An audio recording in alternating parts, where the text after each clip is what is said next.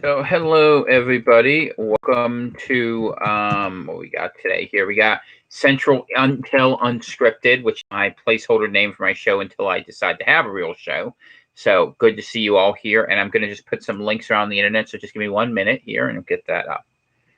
Here's the Venmo, and I hope you're all having a very good evening. Here, let me just get some links to share. I got to share it to 2 places. Maybe we'll share it to 3 places. Give me 1 second here.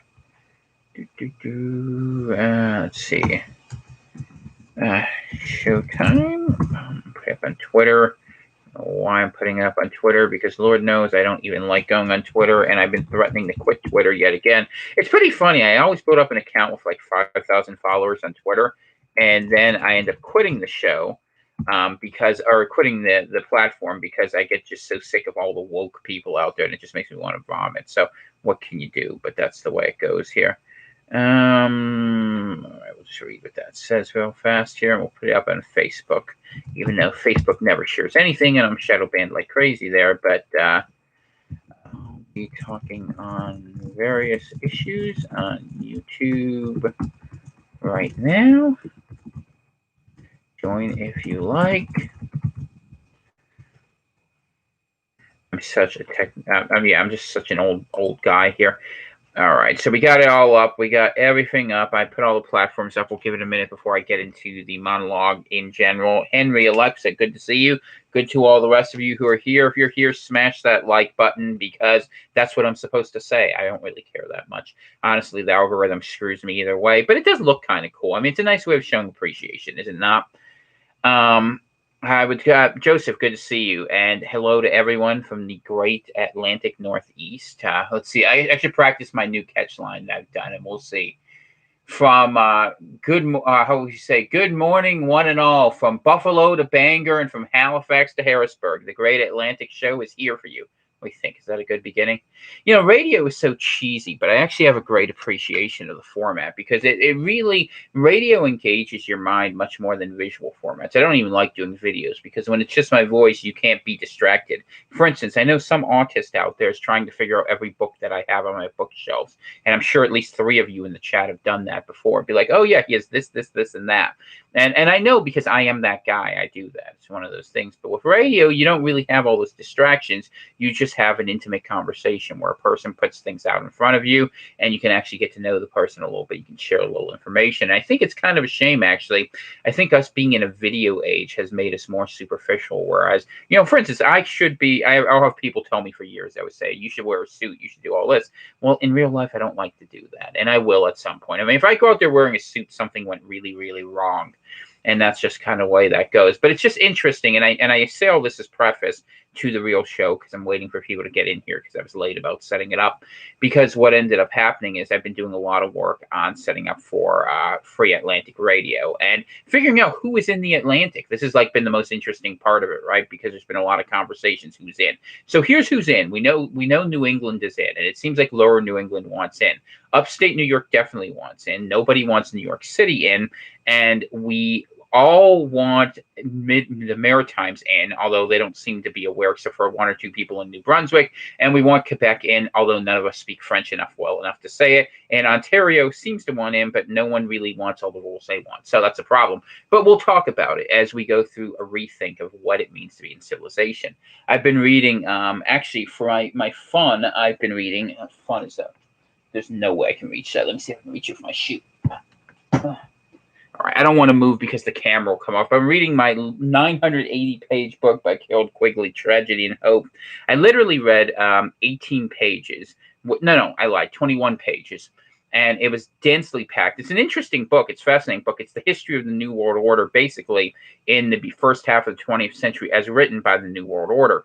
But it's just really dense, and I've realized I have a problem. In the mornings, I usually don't like to read because I can't focus well enough, and in the evenings I'm too tired. So I'm going to have to find a spot in that mid-afternoon period that's just perfect for this as I put this together and as we work through some of the issues. And I apologize also for having a Tuesday show, not a Monday show. My brother-in-law was visiting up from Massachusetts, so we spent some time with the family and the kids, and that was a very nice time. I was grateful for the opportunity to spend some time with Dana and with our family. So that was actually a really good time. All right, so I guess we got who we got, and I'm probably my fault for not promoting it better, but that's okay. People will watch it if they want to watch, and if you tune in late, that is good. So let's see. I'm sure you've answered this question for others. Do I have New Albion March and or merch anywhere? You mean I have Rebel flag gear, but being in New England, it's not that fitting. Henry, I do have flags. If you want, I'll put in an email here. I have some of the big flags like you see on the wall. You can send it to that email address. And we're getting some stickers made, actually. I wish I had them up here. I would show them to you. Remind me. Well, you won't remember. Remind me. I'll show it to you. We got some stuff for Friday, and we will start putting stuff out there as part of the Free Atlantic Radio project. I mean, really, it's an interesting project. Let's talk about that for a little bit because I have a lot of scary things to talk about. So we'll try to open up with a happier thought, and rather than doing a monologue, we'll just wander into the show. I'm sure you'll all forgive me, or you'll find another channel, your choice. One of the things that we've really been talking about is the question of how you build a nation and how you reset a civilization. And one of my core ideas, I've been having some interesting conversations with different people, but you guys know I think I'm a culturalist. And I have the idea that the truths you believe are the basis upon which you build your civilization. And my argument for some time has been that the crisis of Western civilization is that we don't have any truths we believe in. Humanism as a truth basically ends up being arbitrary relativism. And whether you do it through the guise of the market or the state, you end up in the same place where people literally can't agree and build a culture because they don't know what they agree upon. And what I've been trying to do is reset to a basic principle, which frankly is based not on nothing fancy. It's based on traditional Christianity and Western civilizational values, but I brought it into the new century and that. So Alexa asked, on what platform will we be able to access your new show? It is my intention to launch it on, we're going to try to put it up on iTunes. I'm going to try to put it up on Google Play as well. And it will be on Podbean as well as simulcast here at YouTube. I'm not sure if it will get shut down. I hope it doesn't. I'm making a nonviolent argument for legitimate nationhood, for a distinct group of people, and for a set of values that I hope proves very valuable. I know a lot of people are frustrated and unhappy with President Trump. I know a lot of people don't look at Joe Biden as the answer, and I haven't seen anyone who's riding with Kanye yet, other than just as a joke. So, assuming that's all the case, I think that we are reaching a point where looking at separation is not an insane idea, and the basis on which it happens is one to discuss. And I've always said with the Atlantic Project, what we're going to do is we're going to set this up with beliefs. We're going to be very clear about what the core beliefs are. I'm very willing to negotiate on structure and policy, but I think having your core beliefs laid out about how you want to do things is smart. It's decentralized. It's against centralized banking. It's for people. It's pro-environmental. It's pro-stewardship. It's pro-nation. It's pro-family. It's pro a lot of the things that made civilization work, and it gets rid of a lot of things that are bad. And I think there's a real opportunity for people to sit at the table and say, hey, we're not going to approach this from a left-right perspective. We're going to approach it from a right-wrong perspective.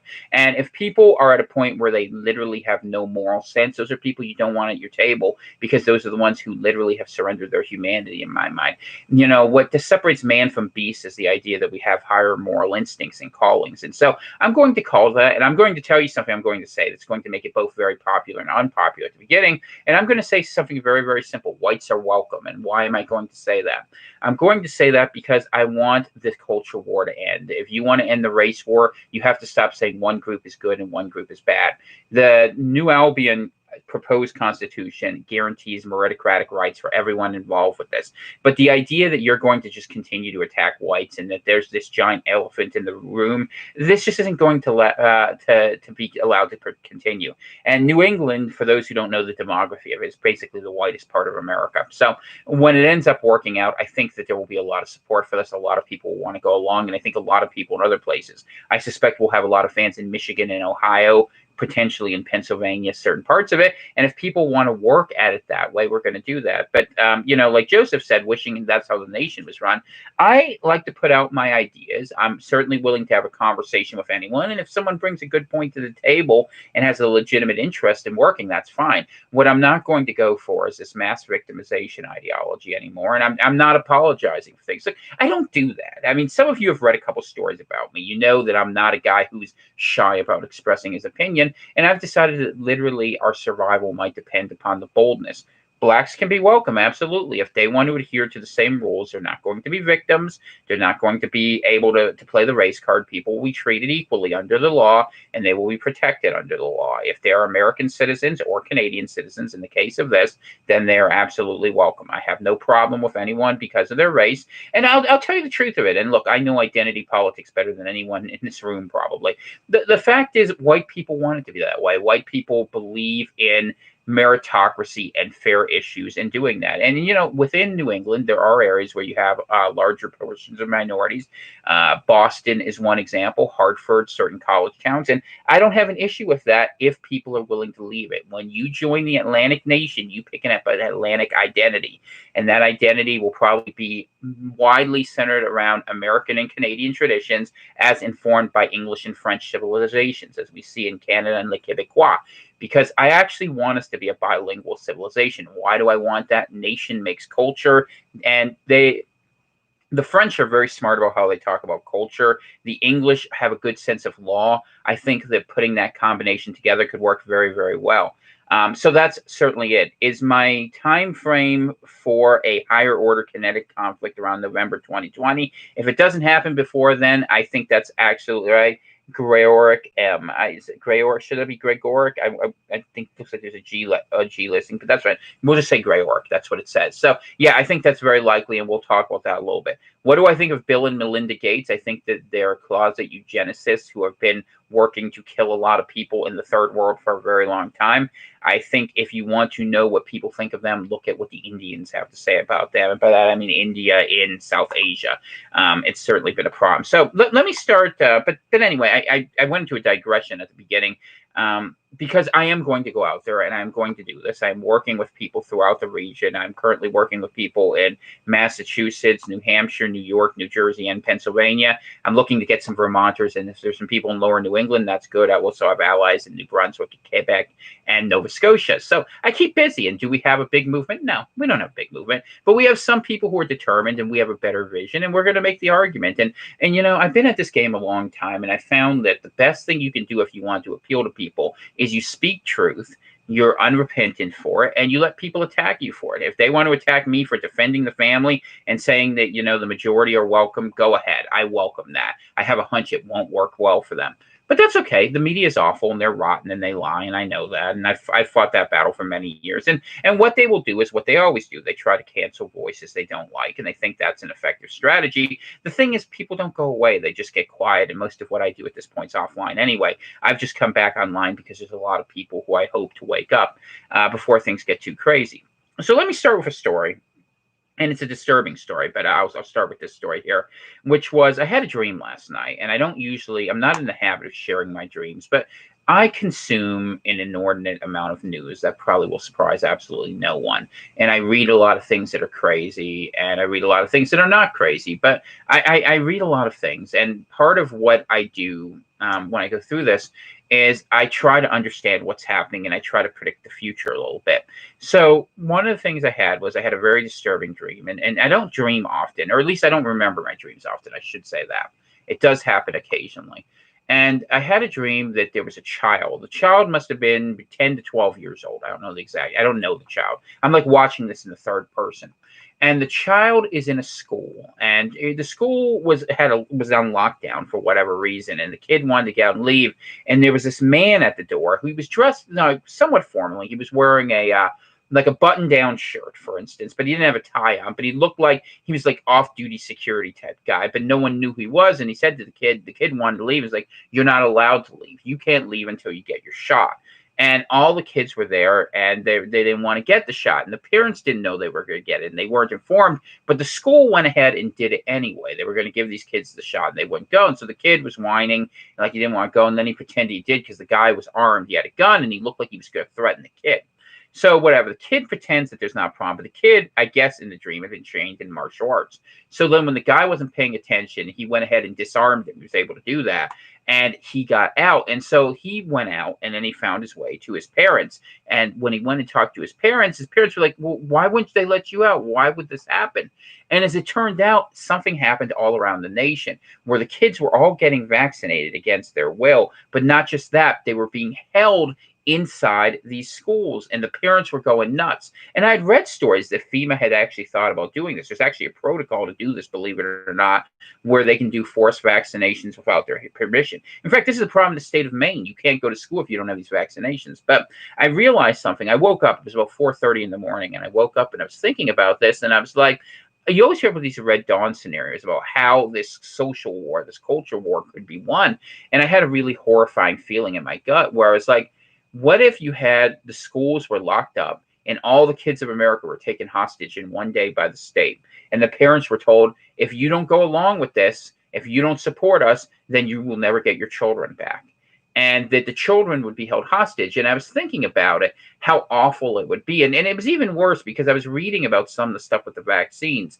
And with the vaccines, supposedly there are aborted fetal parts in there that they use as part of the preservatives for this. This whole industry is very sordid and ugly if you really look into what happens. So when you begin to understand that, and some people think from a spiritual perspective, that when you do something like that, you are literally committing a form of sacrilege. And that theoretically, you might even be trying to change someone's DNA. These are things, and this might sound crazy to you. I'm just telling you a dream, and you can take it as you will. For those who have ears, you'll listen.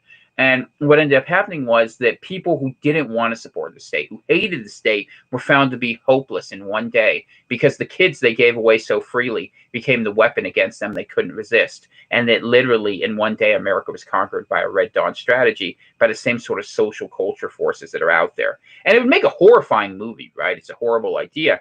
But yet we live in a world where horrible things happen. You know, some of you saw that video of the kid just getting knocked out on the street, or you see all the stories of the kids who were getting beat up, or, you know, and it goes in all directions. You know, there's a lot of stories of white guys white kids getting beat up by black guys that never touched the day, but black kids too getting shot by their own.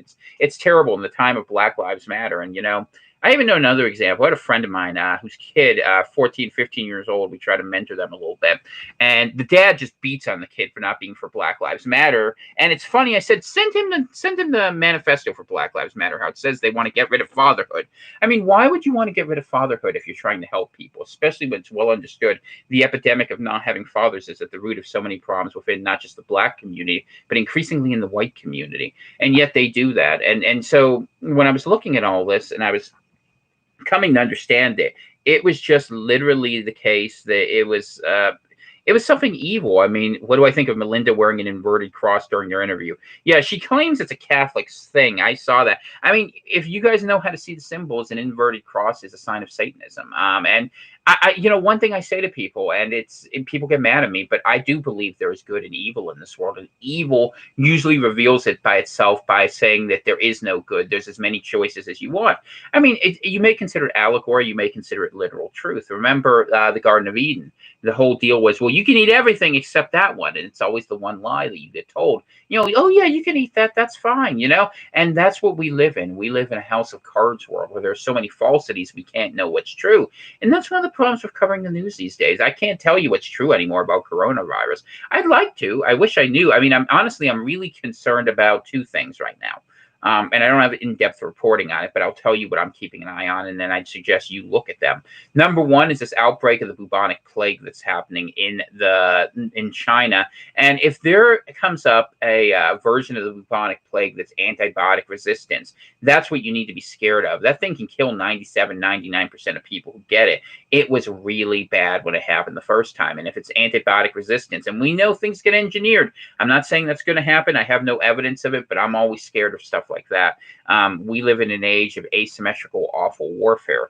The other thing that I am keeping a very close eye on is all the different animal bugs. You know, I saw rabbit Ebola the other day. We had another bird flu going through with the chickens, all the pulling of the pig herds, the swine herds. We're going to be running out of food here. It's going to be a big problem. And then you look at weather warfare. That's another thing, you know, people having a hard time growing things. And just so all of those things are out there that are concerns that I think people need to be aware of. And I think at the heart of that, at the same time, we're seeing a culture war ongoing. And within that culture war, we see certain voices that have a destructive view of how humanity needs to be treated. And you know, I cancel culture's evil. The foundations of cultural Marxism are so bad. And you know, I had someone come to me, and this is why I was going to do a show tomorrow morning. I literally thought about doing a surprise show. And then this one guy gets, I don't care for your social commentary. Stick to what you're good at. I'm like, okay, you're not getting anything then. Because you know what? It's people like that that made me quit Coronavirus Central. And there's two parts to it. One part was that I couldn't focus on just trying to keep people safe when I knew a big portion of the people would, a small portion of the people would try to kill us all, and a big portion of the people wouldn't understand why these people needed to be vigorously opposed. That was the one part of it. The other part of it is, and this is selfish, but I'll admit it, how can I help someone who I know wants to hurt me? And even if they don't know they want to hurt me, it's very hard to do that. And I realized that the one thing when I started Coronavirus Central, I really had put myself in a position where I felt like it was my duty to keep people safe and to try to bring people together. And I'm grateful for the people I've brought together, actually. Our group here is very, how we say, heterogeneous in terms of national identity, ethnic identity, probably religious identity. I don't know what you all believe, but certainly geographically and ideologically. There's some lefties in here, and that's fine.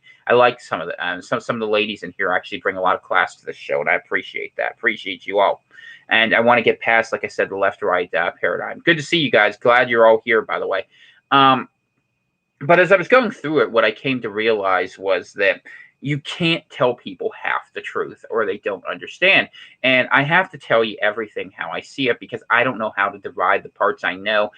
There are things I understand, or at least I believe, let's put it that way to be more neutral, that are rooted in things I understand that if you don't look at it the way I do, you can't understand it. And so I have to tell the story how it makes sense to me. And it's a revolutionary mindset, and I've come to realize it, but it's a simple revolution. I mean, honestly, it goes back to the gospel, but it's seek the good and seek what's true.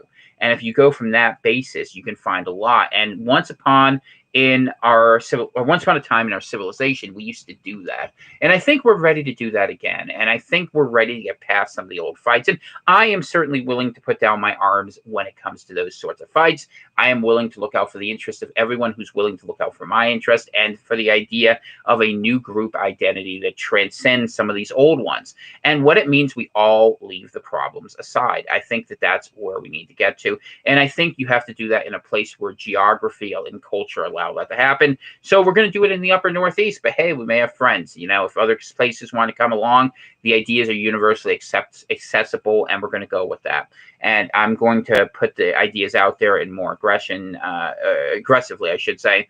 You know, we're going to talk about nature, we're going to talk about reason, we're going to talk about grace, and we're going to talk about loyalty. So, Christian Orthodox, that is fantastic, Maria. So I have to give a lot of credit to the Orthodox Church. They've been doing an amazing job in the Eastern civilization, and I have much love for them. A friend and I were actually discussing just how much we love the approach and how it really avoids some of the traps of other denominations, let's say. But much love for that, Maria. Thank you. Yeah, so we're going to try to do that, and we're going to go for it. And I will say also, get your questions lined up, because about 5-10 minutes, I'm going to finish my diatribe, and we'll go into whatever you guys want to talk about. But I continue to watch things ongoing with China and the United States.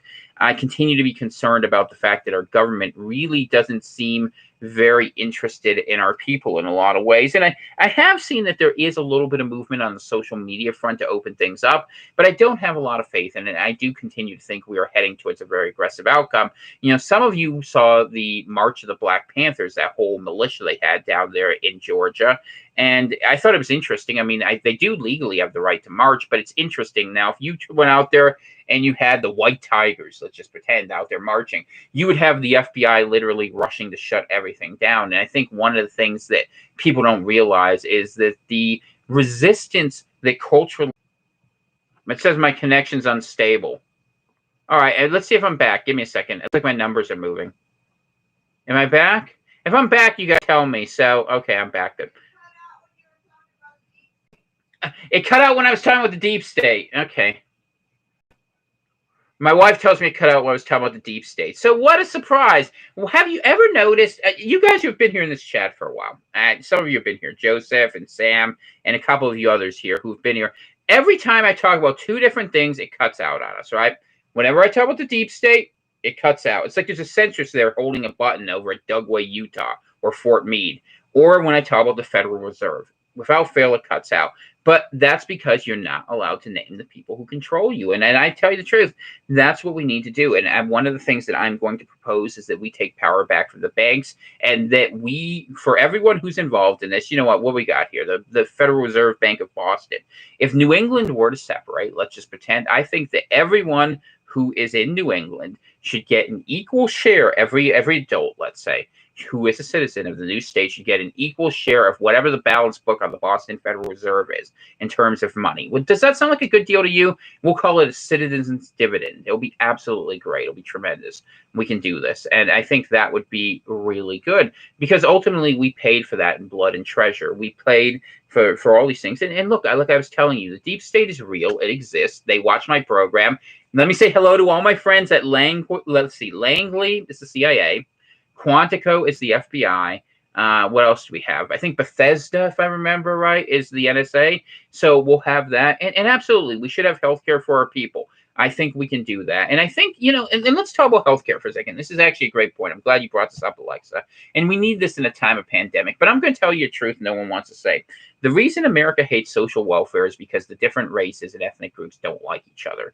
And this is the reality of it. White people don't want welfare because they don't want black people to freeload off of it. That's how they see it. I think it's just YouTube. I think that if I was on D Live, it would happen just as much. You know that? Yeah. So I'm back, and you know what? We've been censored by YouTube. I mean, honestly, I would almost not believe this, but when you watch it, it happens over and over and over again the exact same way. So it's I don't know. So I was saying, what I said was that black people end up wanting to take a bunch of free things from the majority because they get it. And look, most races, I'll be blunt, are ethnocentric, right? And what does that mean? They look out for the interests of their own first. Asians do. You don't believe me? Go to China. See how they treat non-Chinese. Or go to Japan, where you have Koreans that aren't citizens after 3 years. So the idea of citizenship as an ideal is a very Western idea. And did it work? Did it not work? I don't know. But the problem is it's not working well now. So we need to become one people. And we can do that. And you know what? In the future, here's how it has to work. The people who are inside the society, inside the nation, are all part of that society. They're all part of that nation. Anyone you keep, anyone who doesn't want to be part of it, you let them go, give them some money to go on your way, whatever you need to do. The idea you're going to have an active dissident movement is not great. And then when you bring people in who are like you. You need to have a cultural fit, because what's culture? Culture is the seeking of truth. And when you have truths that don't agree and you have it line up along ethnic identity, that's when you end up with genocides. And that honestly, European history, even between the Germans and the French, or the French and the Russians, there's a lot of different examples of this. And none of us want that. And in America, you're going to see that. I mean, the Southron people are different people. The West is different. And I kind of think in the broadest sense, there's kind of three countries to be made if you really want to get it right, leaving aside, if you could have countries work together, the South, the North, and the West. And I think that, you draw the lines wherever, it doesn't really matter. But you could put that together. And so I was talking about the glowies, as this funny saying, and I was saying that, you could stand up against these people and you could recognize that they are the ones who are trying to get control over you. And some of the stuff that's out there, I mean, what they do is they say, oh, that's a conspiracy theory. They have weapons that you wouldn't believe, like things that could influence you, not just propaganda and subliminal messaging. I mean, some of the stuff, like even some of the 5G stuff, I've seen the patents for it. It's true. They try to control your mind, and they try to control your being, and they try to control all of us, and they play us off one another. So look, I'm not going to be played off by anyone. I'm not against anyone. I am for my people, because I got to be. But if you want to be one of my people, let me tell you how you can be one of my people. Very simple. If you're a Christian, you're one of my people, man. That's the way it is. Okay, that's the first thing. God above all. If you're a white person or European ancestry, you're one of my people. But if you believe in being decent, right, and if you believe there's a good and you'll work at things, you can be one of my people. You can be an Atlantic people. Maybe we won't be the closest of friends, but I got no problem with you. As long as you don't have a problem with me, but I'm not going to pay for you. I'm not going to apologize to you. I'm not going to kiss your feet. I'm not going to tell you history was terrible. I mean, let's be blunt. If you had to choose, you guys tell me, you're in this chat. If you had to choose, because whatever your minority was, would you rather be a black person in America today, or would you rather be a black person living in West Africa? You tell me.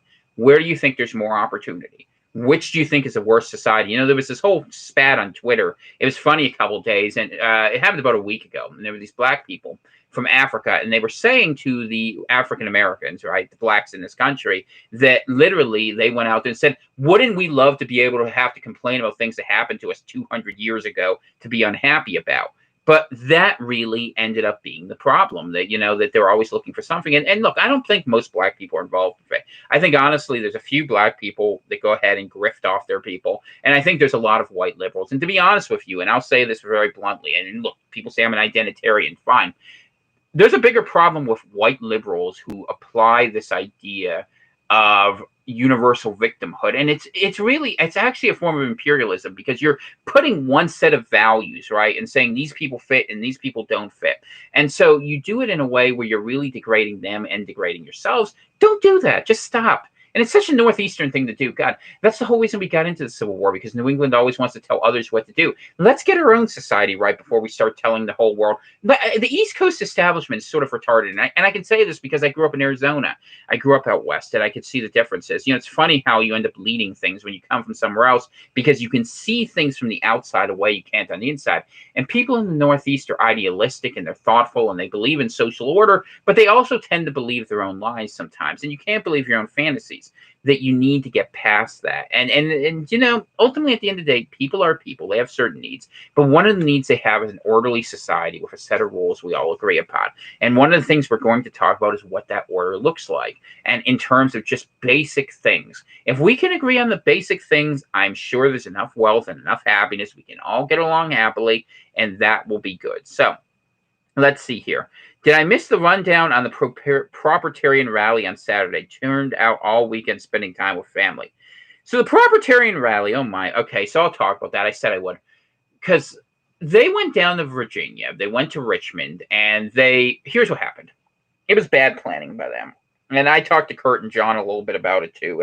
And I'll try to be nice, because it's not my job to pile on. But the Second Amendment lobby in the United States is kind of retarded. And I don't mean that in a bad way. Well, the problem is this. They believe that the Second Amendment alone represents some sort of a moral pinnacle, and they've divorced their support for gun rights from any other logical position. So literally, you get to a point where if a whole army of Chi-Coms marched up wanting free ARs, they would hand them to them on the basis they're saying, well, you know, they support the Second Amendment. And so what happened was, at the same time, two things happened. The Propertarians tried to latch their star to a Second Amendment rally to try to recruit people and get bigger. At the same time, the people who were running the Second Amendment rally, they were called the Virginia Knights, invited Black Lives Matter in the purpose of what was called the John Brown Gun Club. And for those who don't know the John Brown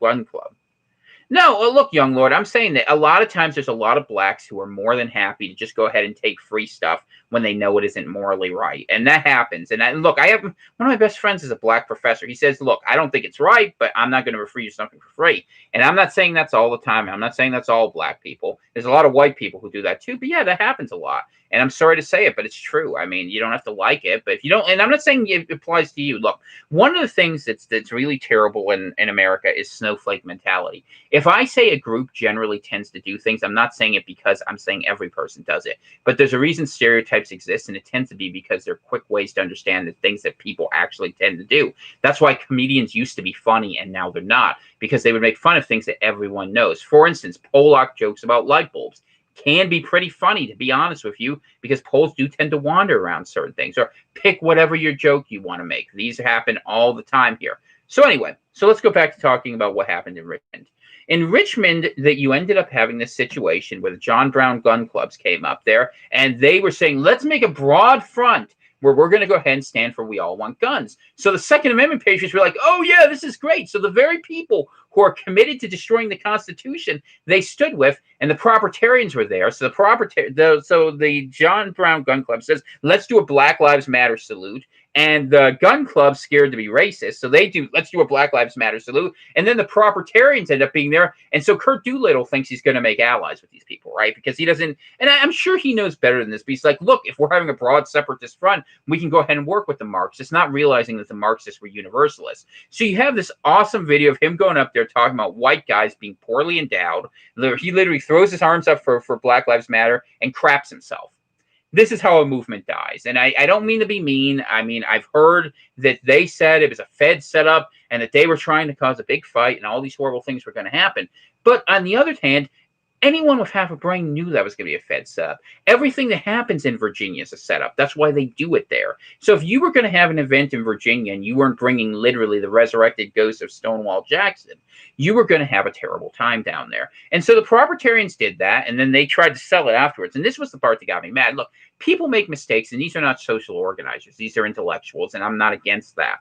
And they make mistakes, and I'm okay with that. Plum Island, by the way, Lee. Lab 201, it was post-paperclip studies by the Nazis that were brought over here, and they were weaponizing syphilis as a war weapon. 257, is that it? What did I say, Lab 201? All right, Dana corrected me, Lab 201. Anyway, so for those who aren't seeing the comments, you said 257. Isn't that right? Yeah. Okay. Yeah. Anyway, so I was just answering Lee's question real fast, how Lyme disease originated. Anyway, so what ends up happening is, and look, I'm fine. When you go out there and do things in the field, weird things happen. You know, I've had angry mobs come hug me before, and I've had people who look like it couldn't harm a fly pull guns on me. It happens. You can't predict what's going to happen in the field. It's dangerous. People are unpredictable. But ultimately, the thing that bothered me is afterwards, Kurt and John, as best I could tell, were doubling down, saying, oh, well, we intended this to happen. I mean, no, you didn't. It was a catastrophe. Own it, move it, and go forward. But here's the problem with proprietarianism. And I said this, for those who want a deeper critique, listen to what I do. I did a show Saturday morning where, I don't know how long in, you'll have to check, 30, 40 minutes in, someone asked a question, I got into it. But the problem isn't one of law. It wasn't a problem of, how should I put it? Even of identity. The problem is it's one of culture, that literally we don't need better laws. We need an agreed upon sense of right and wrong and a shared ability to work together. And that's what Kurt and John and all those guys are getting wrong. Look, they want, I'll say what they want because they can't say it, but I'll say it. They want the fight to start, and they're just trying to find the excuse to get it going. And I understand that. There's a lot of people who want the fight to start because they don't want what's happening. But it's not good enough to just go out there and say, okay, we're going to start a fight now and try to blow everything up, because one, people won't go for it. Two, you'll end up in jail. And three, people have no conception of what they're fighting for. If you're going to ask people to fight for you, you better have a damn good cause, because you're asking people to give up a lot. When I talk, you hear me talk about clear moral language. I talk about good and evil. I talk about what's going to work for the future. And I'll tell you honestly, this is my message. If we don't change things rapidly, every woman in this audience in our whole country is going to be bearing their children in the future, because they're going to grow up in a terrible world where they may not even be able to enjoy their humanity. So we need to find a path to safety. And the path to safety often goes through very perilous trails. And the perilous trail we have to go through now is a new understanding that ends these fights for once and for all and escapes the crazy imperial crusade that is the United States of America. We are Rome at the end, where the kingdom starts shaking out from the thing. And so we're looking to do things. And I think if the more of us who do it, the better it is. If the Northwest does their thing, if California does a thing, Texas does a thing, that's fine. I only worry about my region, not because I don't think other regions matter, but because I can only imagine, like, take that Black Panther military that was out there. They were saying now today that they want to claim 5 states. I think they said they want Georgia, Florida, Mississippi, Alabama, Louisiana. And, I can understand that. Demographically speaking, that's the highest Black populations in the United States. They get to about 30 to 40%, but I've also spent time down south, and I know if that's what happens, you will see a war that makes what happened in Rwanda look like child's play. And that's just the reality of it, because people have built-in differentiated identities, and there are problems. And if you can't come to agreements, ultimately, you can only paper over disagreements so long. So one of the things we have to do is learn to talk more intelligently about what our agreements are. And I'd hoped with COVID we could do that, but we haven't been willing to do that very well. And so we end up in a very difficult position. But we do need fairly enforced laws. The law should apply to all equally, and that we should be okay. And look, whatever applies to one group, it's not just that everyone has the right to individual identity. This is what the right gets wrong, that you have the right to collective identity. You should be able to say, I'm proud to be white, Christian, straight, hetero, any of those things, and it shouldn't be any sort of judgment to get, oh, you're a bigot. And this is weaponized cultural warfare, because the left, the far left doesn't really support those victim groups. And I'll give you the perfect example of this. One of the examples was lesbians, right? Lesbians once upon a time were the darling of the 1970s, second wave, Betty Friedan, social revolution, Billie Jean King, all of these things. And now if you are a lesbian and you don't want to sleep with a tranny because maybe you're not attracted to penises, you literally are branded a bigot. I literally, and I'm not even kidding, during the middle of this was this great conversation I had with this young lady. She's like, I'm so sick of all the tranny BS. Can I just go back to being a simple lesbian? And yet that's what it is. But what it is, it's not an affirmation of anything they believe. They believe in nothing except a pathway to power. And what they understand is that you use victims to silence a majority. What you do is you take the morality of a majority, you take decent people, and you use their restraint as a weapon to hinder them against moving because they're trying to do the right thing. And that's